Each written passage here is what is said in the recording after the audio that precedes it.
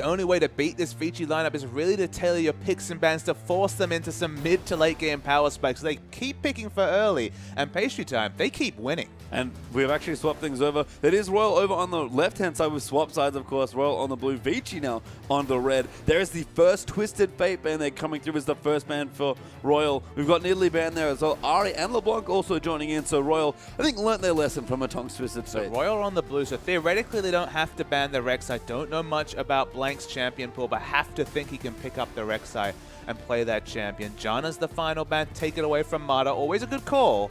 But what will be available for Vici's first two picks? That's my big question. I have to think the Lucian's going to be snapped up if it's available. Yeah, we'll have to see. There's the Maokai actually coming through, and Royal will instantly take away the Rek'Sai, so that will leave, like you said, the Lucian there for Vici. They played the Hecarim carry, actually had a very impressive looking game on that as well, so lots open here for Vici, and this time plenty of junglers for Dandy. Plenty of junglers left for Dandy. In terms of early pressure junglers, not that many available. Of course, Udi is still available. Nunu's another consideration. Mata onto Thresh with Janna taking away a bit more initiation focus, but still going to be plenty of power from the support role. Yep, Hecarim, Thresh, Vici's first two picks, and I like that they've gone away from banning out Dandy, because at this point, he's shown that Udi has shown Nunu. You just can't ban him out. He's just such a good player that it doesn't matter what champion is on, it feels like. So we're going to move back over. Royal probably going to take the Lucian here away from Vasily, but Vasily just fine on Graves in the last game. Absolutely, and never got to the part late, never got late enough in the game where Graves' more burst focus was something you could hold against him. He was so strong that the burst again was taking down members in the backline, so you're doing fine. Wow. Yeah, wow. Wow, indeed. There is Lucian is the pickup we had now, but Kola says, you know what? Need something a little bit harder to carry in the top lane. Give me the Jax, and that's what he's got. And now he's basically demanding the Graves pick coming through. Of course, Graves with the shorter range against a Jax is not going to be much fun. The leap strike getting on top of him not going to be helpful. It's still probably going to be the Graves pick. That's what they've been showing.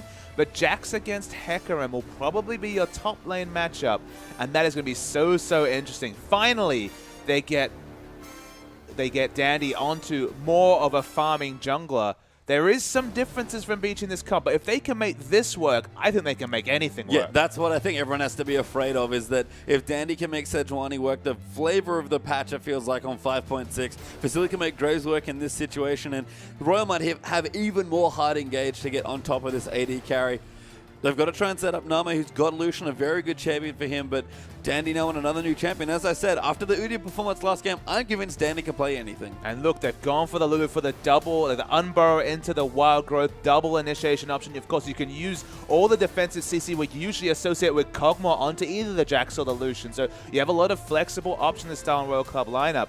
They're considering something a little bit too crazy. I'm not even going to talk to you about the potential of Sivir mid. Cho'Gath, it makes a lot more sense. I think Marta's just having a little bit of fun, but I do like the Lulu likely for Korn there in the mid lane, and Zero going to get aggressive, or stay aggressive, I should say, on the Lune. Actually not going to be aggressive this time. I was playing Nami in the last game, so we'll swap it up. We'll match engage for engage from the support role, and Vici, not long left, but for Hatong, one of his other big picks when it hasn't been Twisted Fate, has been the Cho'Gath, and it looks like at this point, that's what they'll lock in. And finally, we'll be able to take a breath and not see something just mind-bending coming out from the LPL. Sixth game of the night. Finally, the meta shakes out a little bit more. Jax is something a little different by LPL standards, but Cho'Gath in the middle, this seems like a very apt replacement for the Twisted Fate. Not the same global pressure, but we've seen already Twisted Fate's win rate in the LPL, barring a couple of losses recently, has been very high. Yeah, and Hatong, again, one of his other big champions, has certainly been this Cho'Gath now that Azira's kind of rotated out of play, at least for now. So strong comps on both sides. I think Royal did a much better job of banning this game, not over-targeting Dandy and kind of getting carried away, but it's still Vici, and again, it's not the picks that really makes Vici that scary-looking team, it's the way they play. So we'll go through the matchups, and Jax versus Hecarim, there are some big carries in the top lane. Hecarim certainly can't pressure people early, so it feels like Jax should get a fairly easy laning phase.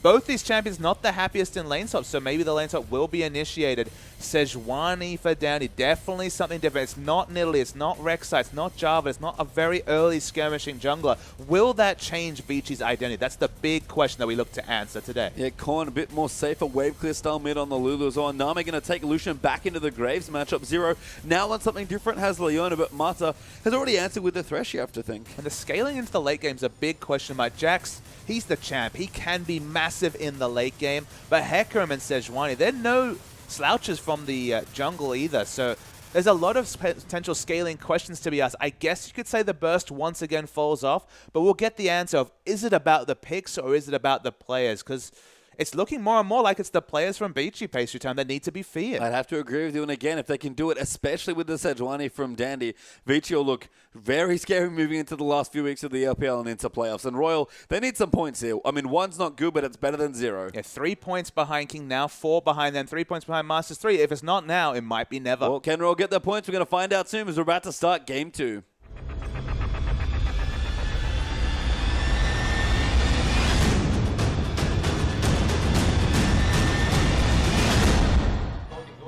And welcome back here for our second game between Vici Gaming and Starhunt Royal Club. Vici getting nice and aggressive here at level 1, moving through the jungle and getting some deep wards down. Already have 2 there, 1 near the blue and 1 just to the right, slightly down from it. They'll back away. Mata also is warded for a potential swap, so we might see again Vici initiating that lane swap. Well, you can see from the aggressive wards that definitely lane swaps are on the minds of at least Vici Gaming.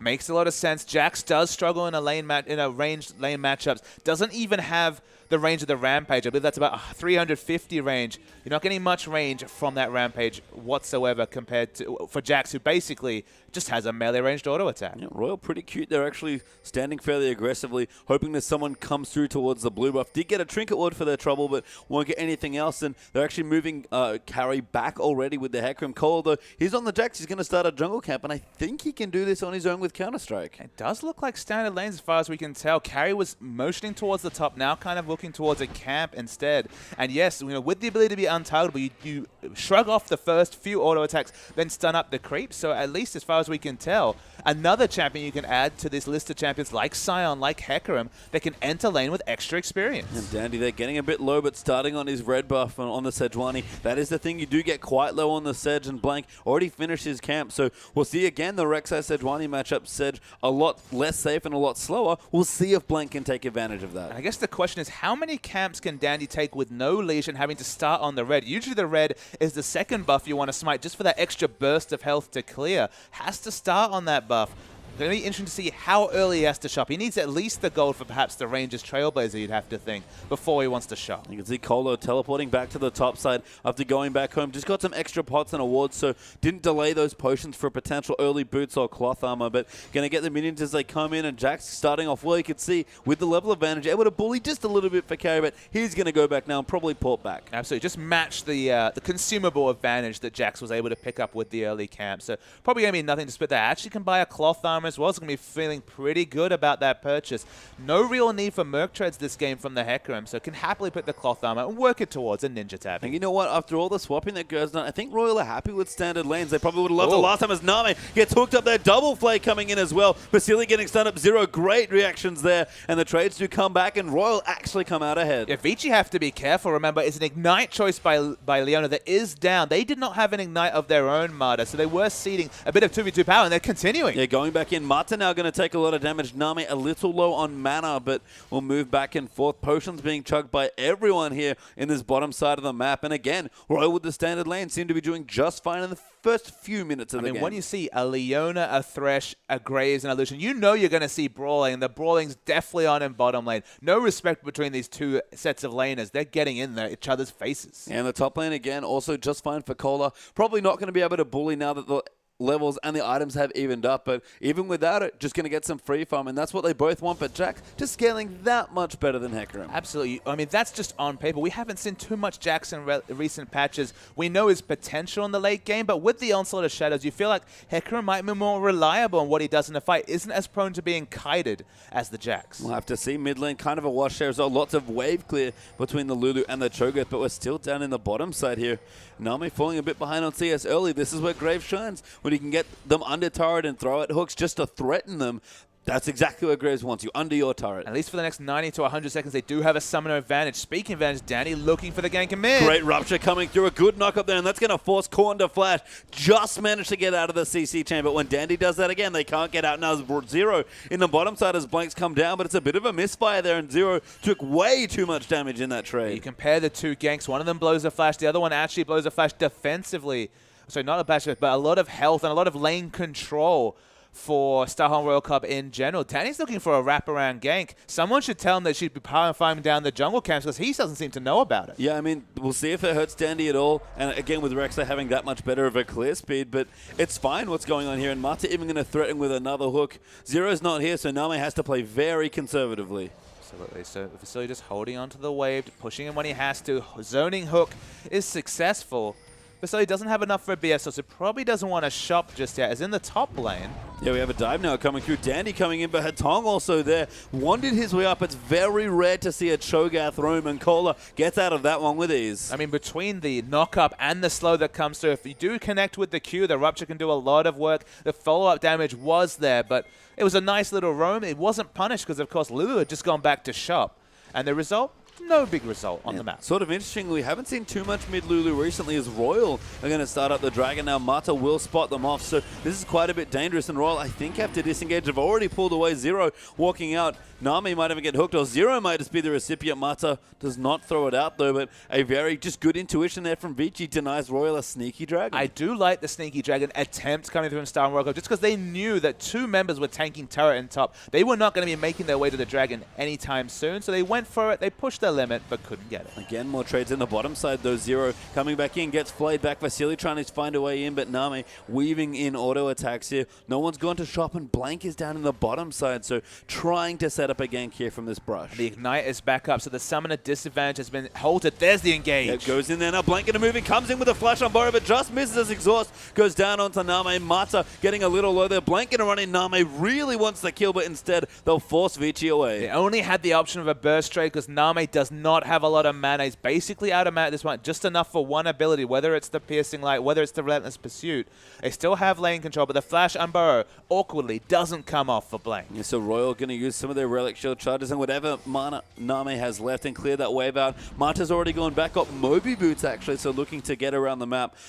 Decided not to go for a side stone, wanted the aggressive boots instead. I think the smart adaptation is, you know that the mid laner's flash is down. Why not pick up the Moby boots and give yourself a chance to gank right now at this point where the flash is still unavailable for about 2.5 minutes. So I like the reactive choice there. You're not locked in necessarily to picking up the Moby boots. You could definitely have just picked up a sight stone and just had no mobility, just relying on his base mobility. But with this adaptation, you see the flash down. Why not just give yourself the opportunity? And you can see Zero can't even get really close to that sight stone, just as boots one and a couple of wards there to go along with his gold generating item. BF Swords picked up for Nami, though Graves is about to go shopping, so should be able to match that fairly soon. Yeah, very even between Vasily and Nami. That was the same story in the previous game, though, and then all the global snowball started to creep its way into the 2v2 duo lane. In the mid lane, definitely a lot different this time. Not as quick to react on Cho'Gath as he would be on Twisted Fate, removing the Destiny.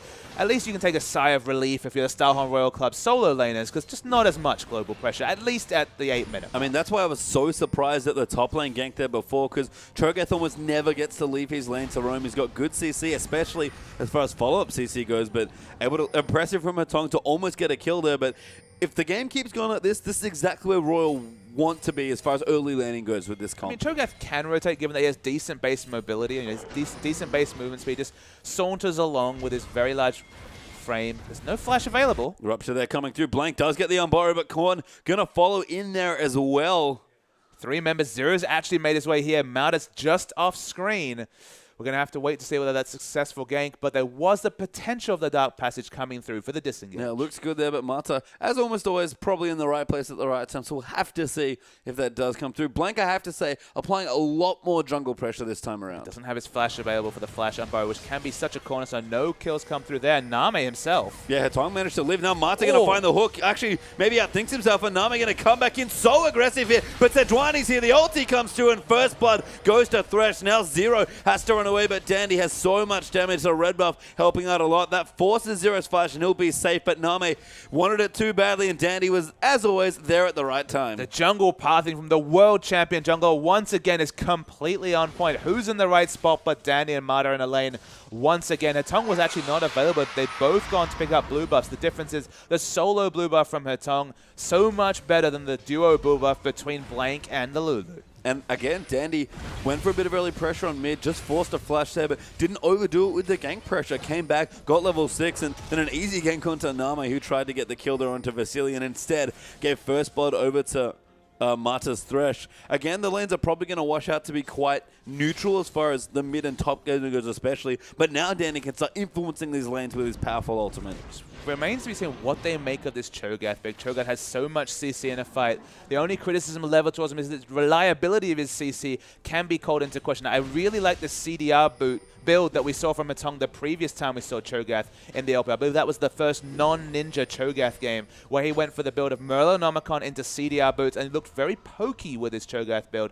5.4 second rupture, 305 base damage, 1 AP ratio. It's kind of a slept upon ability. Of course, it's a knock up into an AO, into a 60% slow. It does a lot of work even with base values. So CDR, a very nice statistic on a Cho'Gath who already naturally gets a lovely stack of health from the feast. Yeah, it sets up nicely with the Sejuani ult as well. And as far as junglers go, I do want to say that we have Warrior has not completely phased out as Mata looks for a hook but doesn't find it. And Rek'Sai going to do something that we've started seeing a little bit more of. Cinderhulk here for Blank's Rek'Sai as well. I mean, it's an option. I feel like you can be flexible. Cinderhulk Rek'Sai clears almost as fast as Warrior Enchant Rek'Sai and just scales better because, again, Death Cap for help sounds good, doesn't it, if you're a tank? And that's what effectively Cinderhulk is for those tank junglers. Yeah, and Mata looks for a hook but doesn't find it. Blank is back down to the bottom, trying to get some pressure down. Name going to freeze the lane here with the help of Zero and clear out the minions. And again, very even apart from that assist that Graves gotten, that kill that Mata has, but the first dragon not being contested yet. Mata actually going to get jumped on, but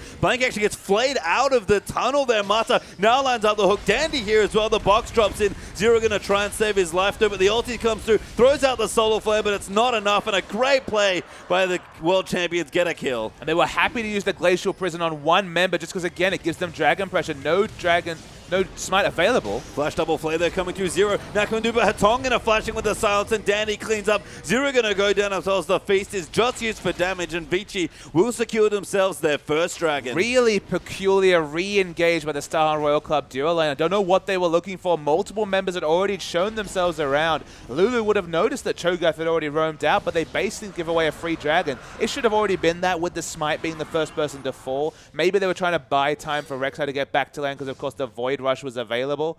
But the result is just more and more advantages for Vici. And we already saw in the previous game, they're pretty good at pushing their advantages. Yeah, they don't need too much more, but I guess the best news for Royal is that Kola been silently farming away, and in fact, both Hecarim and the Jax working on those Trinity forces, but again, you have to think Kola, at least at some point in the game, if he's able to get there and stay even, he's going to have an advantage eventually. And he's been the one that's been mainlining for the Trinity force. Ninja Tabi forced out of carry, re-engage though. Actually, Flash though used in as well. Carry will use his ultimate, and Kola pops his as well, so quite a lot of cooldowns. Bit of a panic button there. Must have thought that Dandy was maybe in the area. Mata actually is, so decent intuition there from Kola. And he's been dived once before. He's not interested. He's walking straight back towards his tier 2. I mean, after that previous game, you have to think there's multiple members around every time a team goes aggressive, because every time their hand was forced, every time they had to reveal their cards, poker analogy, enacted in this situation. They've always had it. They've always had the right solution to deal with what Starhorn Royal Club are doing. So I can understand the reactive, almost the proactive flashes, because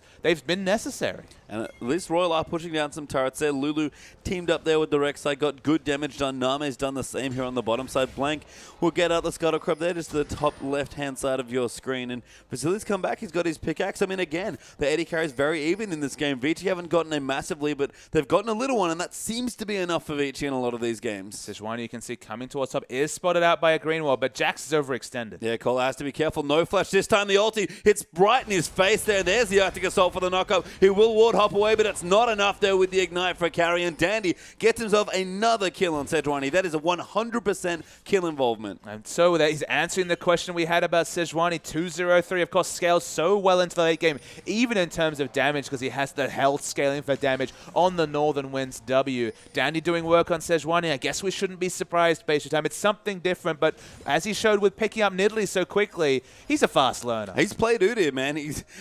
I'm convinced Dandy can play whatever he wants in the jungle now, and Sejuani, no slouch here either in the early stages of this game. Looking great once again for his team, and Dandy really has been the consistent shining light for his team. Everyone stepped up. Vici certainly look like a team now, but Dandy's always been good. Let's be real. Dandy's always been good. It's worth knowing, but again, at the start of the season, he wasn't playing the style of League of Legends that he needed for his team. He was just playing as if he was still on Samsung White, but the team didn't know how to react to this highly warded map, and he felt like there was a disconnect between the team. Not necessarily in terms of communication, but effectively in terms of commission. It wasn't necessarily a language gap. It was just like a game style gap. It wasn't the Chinese style of jungle. You need a bit more selfish items because they just fight more often. It's not as helpful to have an early Sightstone in the LPL compared to, say, for example, the LCK, because the wards just don't have the same uses in the early levels. They're more about fighting, so get those selfish stats. In this game, he's working towards probably going to be a frozen heart. Work your way into the Sightstone if you need it, absolutely, but no need to mainline for vision. Yeah, Name's getting 4-man gank. Flashes very nicely past the minions to not get hooked. Actually returning here has to be careful because this turret is very dead. Name can't defend and will just get caught by a CC and die potentially, so we'll back away instead. Now going to come through. No one really here though for Royal. It's actually still just Zero and Name and Vici. No dragon left to take, but they'll take the turret and leave. And the scary thing is, even though this felt like much more even game and the scoreboard shows that only a 3,000 gold lead for Vici, we're still on track for a perfect game again at 15 minutes into the game. The first 15 minutes of the last 4 to 5, I believe 6 after this game, Vici games have been flawless. Yeah, and I mean, it's the style that they play. And my question before, ban the Twisted Fate from Hatonga, what happens? And like you already pointed out in their 2-0 versus Snake, it's not Hatonga's Twisted Fate that's the only problem. It's just the way Vici approach playing League of Legends, no matter which champions they have. I mean, it's better. Like they're in this game much more Starhan Royal Cup than they were in the previous game, but it's still working for Vici. They still have a style. They still have the players that seem to play around their strengths. I think that's the thing. I don't think Vici are suddenly the best players in the world. I think they've worked out how to amplify their strengths and shield all their weaknesses. We're not seeing the situations we saw previously where Deft was solo killing Vasily under turret as Korn does pop his ulti, blank there as well. Will tunnel out of the way. Another Q that thrown out by Hatonga. He's got the Morellonomicon already finished, so plenty of CDR. Probably going for the cooldown boots at some point as well. Zero will be spotted by Mata here, but good ward clearing out there coming through. Mata going to keep moving through. A double flay, and the box comes in. That's going to force the flash out, and Blank tunnels in there, but that's a little too aggressive. Gets knocked up there out of the tunnel and dies with an auto as he goes through it. Mata going to find the hook. Silence coming in there as Mata gets another kill on Thresh, and Vici still going strong. The Glacial Prison was actually missed completely. They still make it all work. Mata is as good on Thresh as you remember. This will be the third outer turret. It's all starting for Vici. Oh my god, a flash triple flay into the onslaught of Shadows. Cola forced to hop away, but Name is already dead. He's ignited, probably going down just to the latent damage, and Carry will pick it up with the edge of Spirit of Dread. Mata's Thresh, you just called it, but it is ridiculous. It is absolutely ridiculous. I think that's 4 kills on Mata now, so getting the bloodthirstiness back. Sorry, only 3.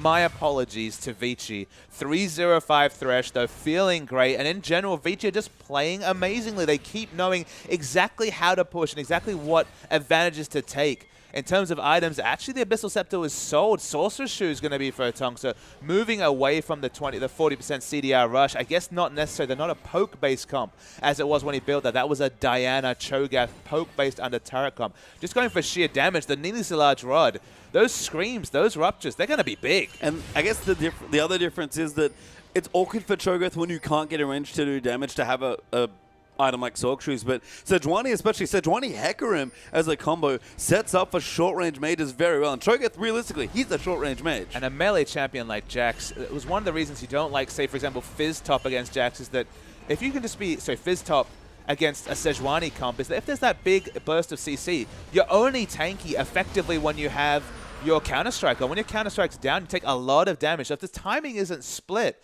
you can fall in these fights. And as a melee champion against Hecarim, Sejuani, Cho'Gath, Jax doesn't look like he's going to have a fun time unless he gets 3-4 items into this game. Yeah, and especially it's the bruiser problem that we always see is, do we want damage or do we want tanky? And in reality, you need both. So that dilemma causes the strain. You need a lot more gold in you. The Jax build used to be for the longest time Trinity Force Blade of the Ruin King. Most of the Jaxes skip the blade now because it's just too expensive. But much like Aurelia, Trinity Force, especially when it's a little late, it's just not enough. Absolutely. You can skip the second damage item, but the tankiness is so necessary, especially against Cho'Gath. Cho'Gath's just going to eat you and do half your health, even if you're Jax. Because again, your base health, that was the one thing that was targeted with nerfs, was base stats. His base stats are a lot lower than he used to be, so the resists coming through, for example, the ultimate, just aren't as relevant when you don't have as a bigger health stat. Only has Phage for health. Giant's Belt, moving towards the Randuins potentially. That'll be another point of power for the Jax, but right now, the power is just combined multiple times for Vici. Still looking towards the perfect game. fourth outer turret. They're not going to start it, but they're prepping it. Yeah, and they've been rotating so well. And staying in the top lane just briefly, Carrie's got a similar sort of champion. He's finally got the Glacial Shroud, so getting a little tankier, but has had his Trinity Force for a while. The difference there, though, is that Hecarim still does stuff when he has no items. His ultimate's really high impact, and it's just not the same champion. Aurelia and Jack, same sort of problem. When they fall behind, they look tragically underpowered when you remember them in their big, hardcore late-game phases. And Dandy has a Snowball Frozen Heart on top of the Cinderhawk. This is a tanky Sejuani blank. Yeah, caught out of position. Wild Growth there. Good knockups coming through. Kohler actually trying to make it happen, but he gets ulted in the face by Sejuani. The rest of Royal rotate in. Solar Flare already popped by Mata, I believe. Atong turning it around. Kohler dodging that rupture somehow, and Nami wants to get some cleanup kills. Vasily around the side. Could be in trouble. Nami flashes forward so aggressively. Vasily will go down, but Kohler's going to get CC to high heaven. Will go down there. Dandy running back in. Gets himself a kill. Actually, Zero goes down as he gets eaten by Hetong, and Blank and Korn turn their tails and bail. And that would have been a one-team fight for Star Wars if not for the Snowball of Dandy and the other frontline members of Vici. They lived for so long, and the Northern Winds was the big damage threat there just because Vasily was completely split away from his tanks. That was one of the few times that Vasily's positioning has let him down in the recent run and surge of victories. He was split away from his tanks, did almost nothing that fight, and it was all on Sejuani and Hecarim in the front line. And they made it work there. Carrie and Dandy teaming up, doing just enough with the Tong, having a nice supporting role there on the Cho'Gath as well. And Nami, you almost feel like he's frustrated in these games. He's a great Lucian player. His positioning is what he's known for, but he's flashed aggressively multiple times in this series to try and get some kills, and it's just bringing him nothing. Yeah, I don't want to project onto Nami, a top player, one of the most famous players in Chinese League of Legends history, a top 80 carry, but it hasn't been a fun time on Star World Cup, barring that initial 2-0 victory over World Elite. The team's been struggling, and without Insect, without the aggressive jungler, with a sub-jungler, it was never going to be ideal. You have to have a bit of pause and say, this is the world champion jungler against a necessitated new addition to the roster. Only been scrimming for a couple of weeks, or I believe a week on this team after Insect's injury. Needless injury, you have to say. So, I mean, Dandy still played wonderful, but the opposition is just not what you'd expect out of this Star Royal Cup jungle. No, and they've been really having to find their feet, and it's actually great that we have these two teams specifically playing each other in that you can see the difference in when a team with a lot of talented players refines its playstyles. Carry looking pretty aggressive for that initiation, but won't find it. Zero will find Mata, though. Blank going to knock him out. The Culling comes in as well. Solar Flare will get flashed out of it. There's the taunt coming in. Dark Passage coming through. Blank actually Wild Growth, but he's still taking too much damage. Korn, a good lance, but he gets caught out there by the ulti. He's going to flash a collateral damage. No more CC left, but Atong flashes forward as Carry takes him out. Mata will go down as the trade. Name gets one kill, but Vici 1 for 1. They're still pushing. And that was another fight where Vasily did precisely nothing. Even the ultimate was flashed away from, but the consistent damage in the front, it's big. Name can't play through all that. Vasily just gets in his face and takes him out. Blank gets knocked up as well. Dandy comes back in. Vasily over the top and gets the double, and you can tell why they're fighting so insanely there.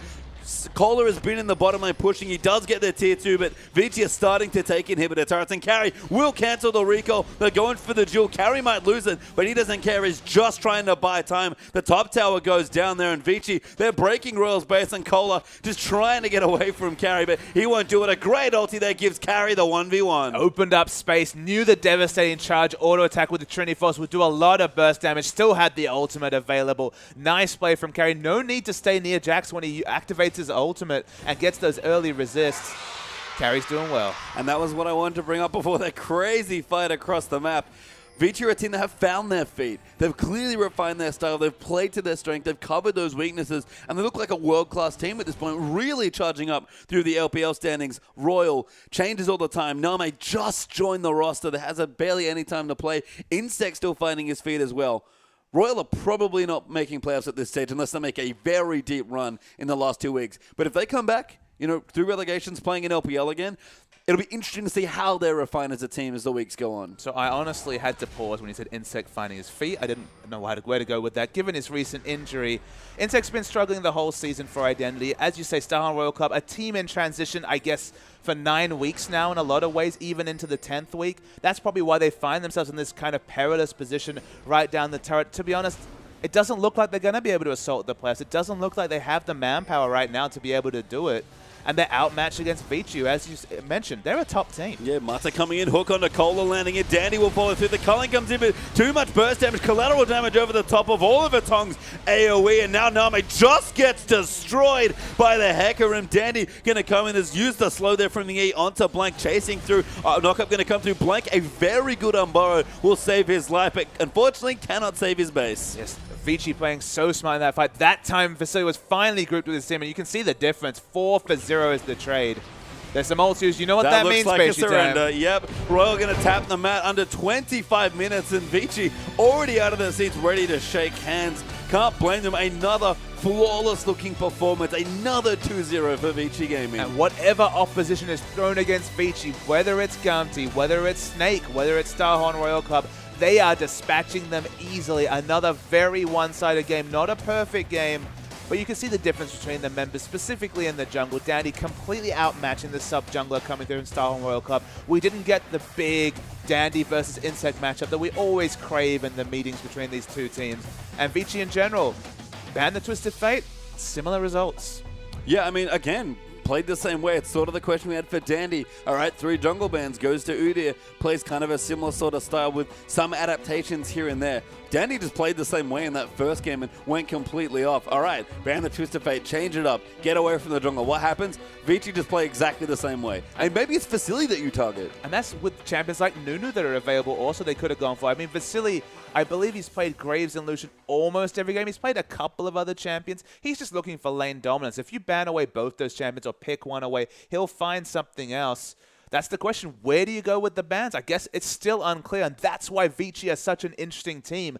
Nobody has figured them out. People finally started to figure out Snake. They were like, all right, ban Barca Xerath. That'll help you win. Ban other champions. Ban the Nunu Jarvan. That worked for a while. Vici haven't been pushed in that regard because they're still looking just as strong whatever 3 bans come through. Yeah, and a long road here for Royal, but a fantastic-looking series there for Vici once again. But we do have one more matchup for the night. World Elite are about to take on Edward Gaming, so don't go too far.